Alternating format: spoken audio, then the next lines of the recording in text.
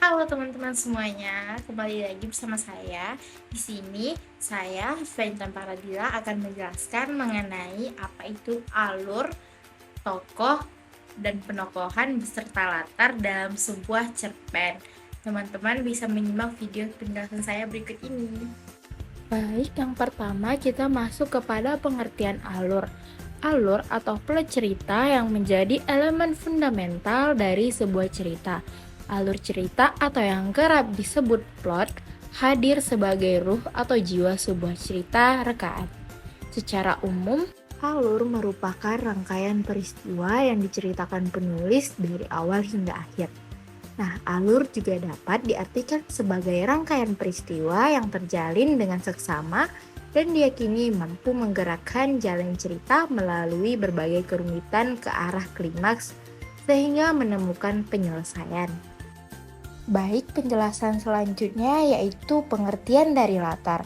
Latar atau dalam padanan bahasa Inggris disebut setting, merupakan sebuah petunjuk, keterangan yang berkaitan erat dengan penggambaran cerita, waktu dan peristiwa atau suasana kejadian yang berlangsung.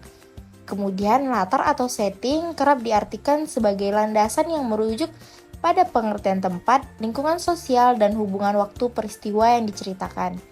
Dapat disimpulkan bahwa latar atau setting dibedakan atas latar tempat, latar waktu, dan latar sosial atau suasana. Latar atau setting juga diyakini mampu memberikan pijakan cerita secara jelas dan konkret.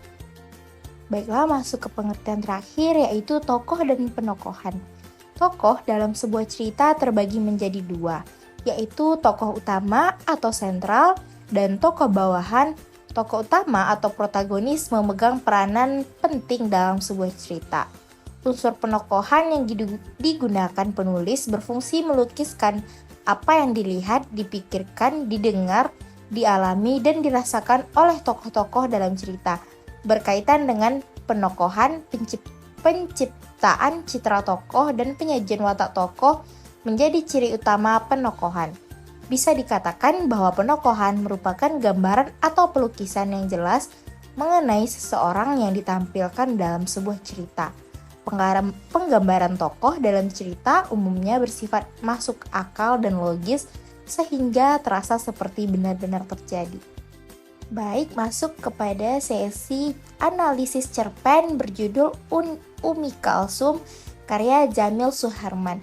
Baik, teman-teman bisa menyimak penjelasan saya.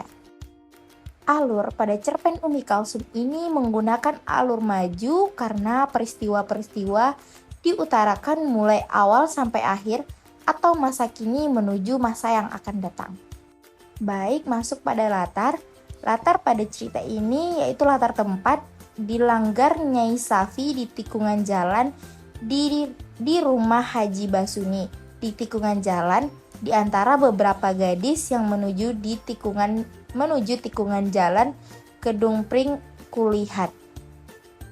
Baik, itulah latar tempat yang ada pada cerita ini. Baik, masuk ke latar selanjutnya.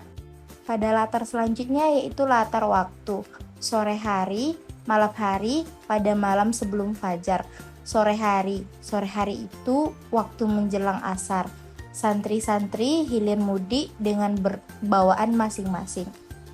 Pada malam hari, pada suatu malam sesudah lepas pengajian di Langgar, kami para santri yang akan pulang ada kalanya berbarengan dengan santri-santri perempuan. Baik, itulah beberapa latar waktu yang ada pada cerpen Umi Kalsum. Lalu selanjutnya itu ada latar suasana. Latar suasana pada cerita ini yaitu bahagia, menegangkan, menyedihkan. Mula-mula aku begitu memimpikan dia. Sampai pun pada suaranya yang merdu tiap kali membenamkan daku ke satu fantasi yang indah dan ajaib. Latar suasana menegangkan yaitu di luar dugaan. Dari arah yang kami tuju, kulihat sesosok tubuh manusia berdiri tegak di tepi jalan itu, yang tak jauh lagi dari rumah Umi. Ketika Latifah dan Umi melihat orang itu tiba-tiba. Lalu selanjutnya yaitu latar suasana menyedihkan. Sejak hari itu, pikiranku terpengaruh oleh kabar yang menyedihkan itu. Siapakah yang menduga bahwa kejadian semacam itu menimpa keluarga Haji Basuni, menimpa Umi Kalsum yang begitu lembut. Mustika hidupku yang lama kuimpikan dan yang hendak kurebutkan dengan penuh perasaanku itu, kini telah noda, tapi bagiku Umi tetap suci.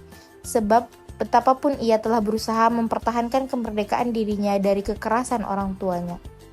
Baiklah, masuk kepada analisis selanjutnya, yaitu tokoh dan penokohan.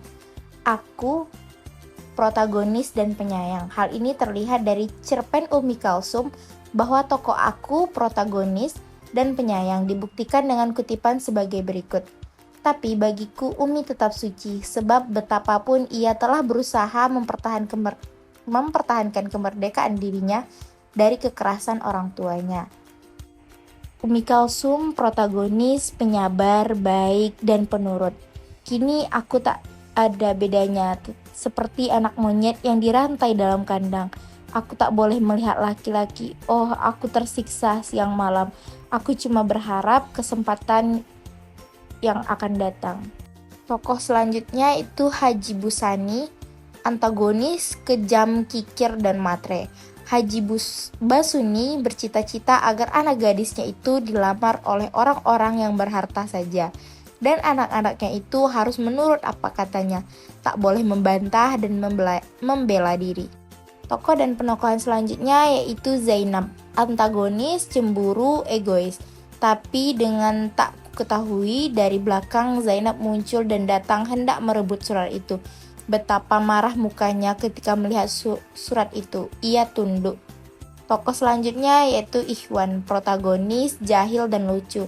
Ya, memang begitu bagus matanya. Katanya kau belum tidur Wan, tanyaku kaget. Baiklah, sekian penjelasan dari saya. Semoga teman-teman bisa memahami penjelasan yang sudah saya berikan. Assalamualaikum warahmatullahi wabarakatuh.